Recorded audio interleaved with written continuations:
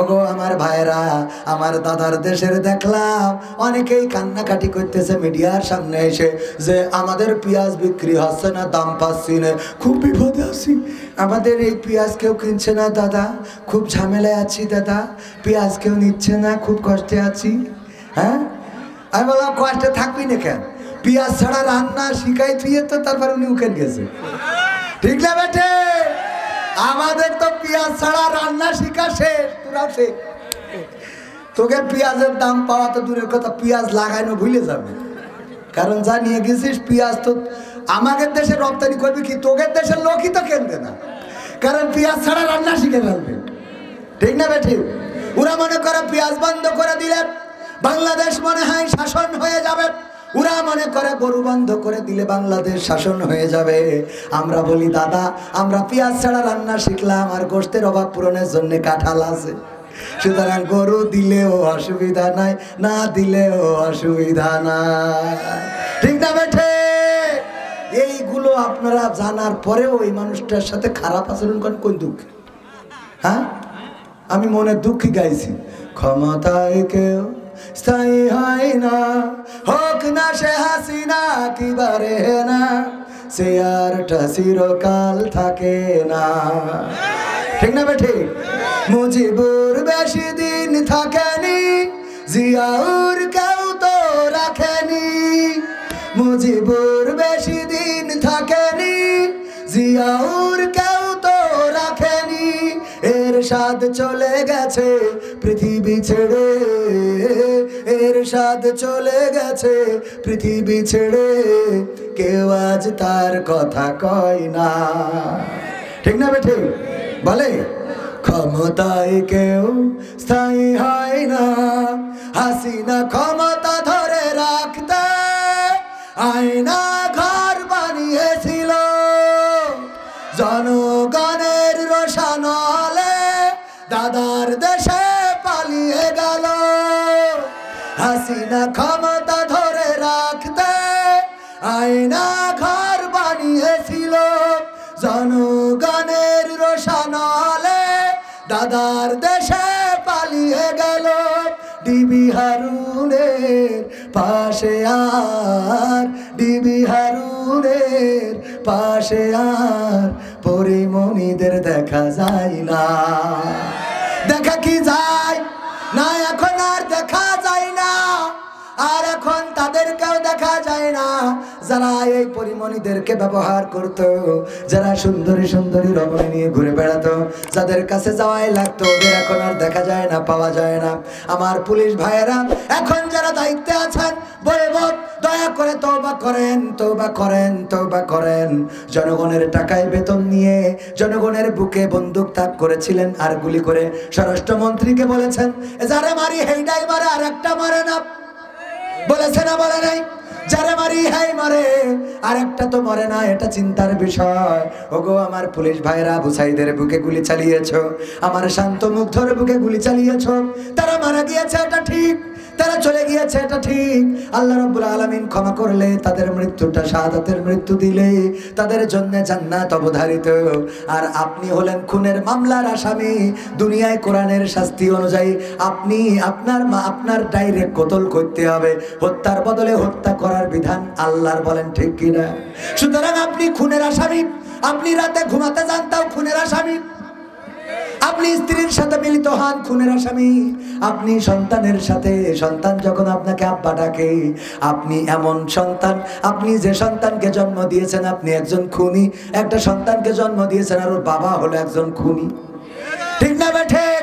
আপনি অন্যায় করে আত্মার দিক থেকে কোনোদিন শান্তি পাবেন না, অপরাধ যারা করে আত্মার দিক থেকে শান্তি পায় না, বরং যারা ন্যায় করে অন্যায় করে না ওদের মধ্যে আত্মার শান্তি আছে না নাই?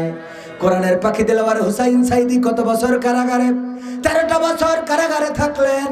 সেই মানুষটাকে যখন কারাগার থেকে বের করে হাসপাতালে নিয়ে যাওয়া হলো হত্যার জন্য, ইনজেকশন পুশ করে হত্যা করা হবে, আমার কোরআনের পাখি যাওয়ার পথে মুখটা কি মলিন ছিল নাকি হাস্য উজ্জ্বল ছিল?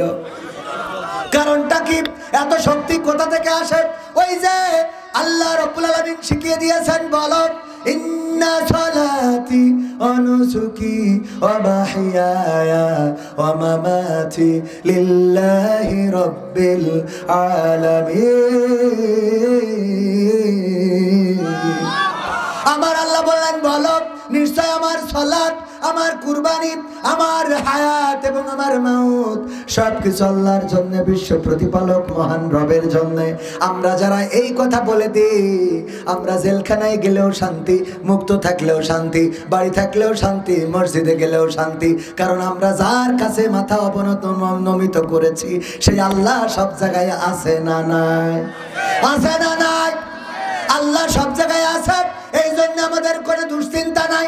আমরা ঘরের মধ্যে থেকে যদি ডাকি আল্লাহ, বলেন আল্লাহ, ঘরের মধ্যে থেকে যদি ডাক দেন, যেই বাড়িতে কেউ নেই, চারিদিকে কোনো ঘর নেই, বাড়ি নেই, প্রাসাদ নেই, বিপদে পড়েছেন, আল্লাহ বলে ডাক দিলেন, আল্লাহ রব্বুল আলামিন আপনার ডাকটা শোনে না? শোনে না? আল্লাহ, আল্লাহকে ডাকলেন, আল্লাহ শুনল। saya dulu di Malaysia 1 kali tangkap immigration, angkapi bagiriman, mana-mana ta cari tara dapat kawan, kita panggil Tuhan, Tuhan ada kata dak. যারা মালয়েশিয়ায় তারা বুঝতে পেরেছেন। আমি মালয়েশিয়ায় একবার পুলিশের আন্ডারে পড়ে গেলাম, ধরে নিয়ে গেল। পৃথিবীর কোনো মানুষ আমাকে দেখলো না, জানলো না। আমার মা আমার ছাড়ানোর জন্য, তখন যোগাযোগ ব্যবস্থা এত ভালো ছিল না, তাড়াতাড়ি করে কার কাছে যেন টাকা দিয়েছিলেন জমি বন্ধক রেখে, এত কষ্ট করলেন আমাকে ছাড়ানোর জন্য। কিন্তু মা জানেন না যে সন্তান আসলে জেলে আছে না কনে আছে। আমি মাকে ডাকি নাই, বাবাকে পাই নাই, ভাইকে পাই নাই, আমার আব্দুল হাই সিদ্দিকী ভাই, ওয়াহিদুজ্জামান সেলিম ভাই পাই নাই। কিন্তু এই কারাগার থেকে যখন আল্লাহকে ডেকেছি, আল্লাহ শুনেছে না শোনে নাই? কারাগার থেকে ডাকলেও আল্লাহ শোনেন, বাড়ি থেকে ডাকলেও শোনেন, মসজিদ থেকে ডাকলেও শোনেন, এই মাহফিল থেকেও ডাকলে শোনেন। মাঝে মাঝে বলি যদি অসুস্থ হয়ে পড়েন, ডাক্তার ডাকতে গেলে 5-10 মিনিটের দরকার আছে না নাই?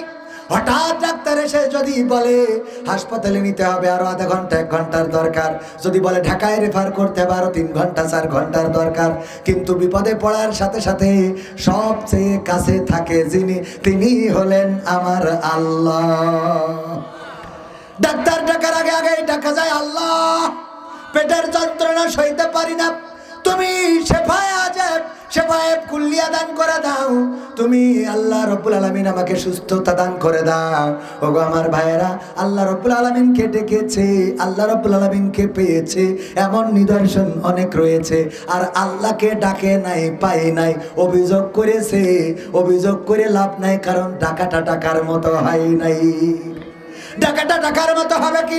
সারাদিন বিড়ি টানেন, বিড়ি সিগারেট খাতি খাতি মুখ এত গন্ধ করেছেন যে আল্লাহ বলে যে ডাকেন, ওই গন্ধ শুনে ফেরেশতারা চলে যায়। ঠিক না বেঠিক? আছে না নাই? আল্লাহর ডাকার জন্য নিবেদিত প্রাণ হতে হবে। আল্লাহর জন্য নিবেদিত প্রাণ হতে রাজি কারা কারা দেখতে চায়? সবাই নারায়ে তাকবীর, নারায়ে তাকবীর। সত্যি আল্লাহর জন্য নিবেদিত? তাহলে আল্লাহ কি বলেছে যে তোমরা যারা নিবেদিত তারা বলো ইন্না সলাতি অনুসুকি। অনুসুকি, সুকি মানে কি? অনুসুকি মানে কি? কুরবানি। কি? জবাই দিয়া পাগল। কি করা? তো জবাই দেবেন কার? হুজুরি ধরি নিয়ে জবাই দেবেন? এই বাবাজিরা কি বুঝতে পারছে নাকি? এই এই বসে বসে ও বাজার বাজার মুরব্বী মানুষ যাইতে পারে। মুরব্বী মুরব্বী মুরব্বী, অসুবিধা নেই। আমার হুজুর বললে সিপি দিয়ে বসে থাকো, থাক, অসুবিধা নেই, যাক। আপনারা থাকবেন তো শেষ পর্যন্ত? আমার ভাইজান ওয়াজ করবে, ওয়াজ শেষ না হওয়ার আগে চলে যাব। কারা কারা হাত উঁচু করেন?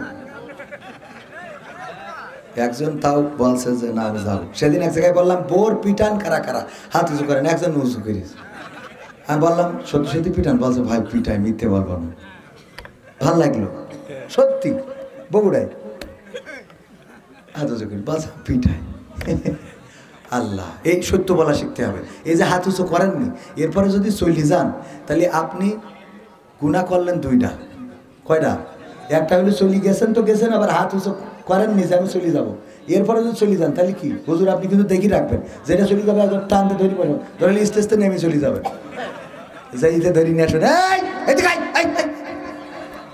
যাওয়া যাবেন। এই বাবাজি বাজান কি হয়েছে?